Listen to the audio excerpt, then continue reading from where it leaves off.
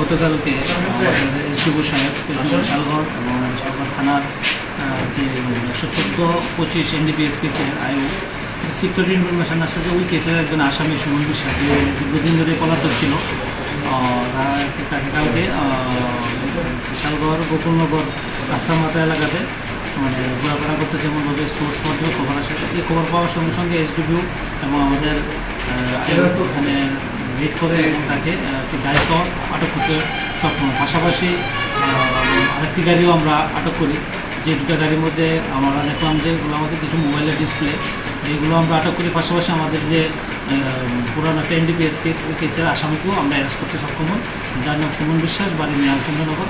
আজকে আমরা ওকে কোর্টে পুলিশের মঞ্চে প্রেরণ করছি। মোবাইল ডিসপ্লে কি মানে কোথায় নিয়ে যাওয়া হচ্ছিল? এইগুলো তারা বলছিল কমলের সাথে নিয়ে যাবে। এগুলো আমরা এখন আপাতত 106-এ আমরা সিজ করেছি এবং ইনকোয়ারি চলছে। এগুলো কোথায় থেকে নিচ্ছে কোথায়। আনুমানিক বাজার মূল্য কেমন হতে পারে? বাজার মূল্য আইডিয়া নেই, তবে 10-15 লাখ টাকা।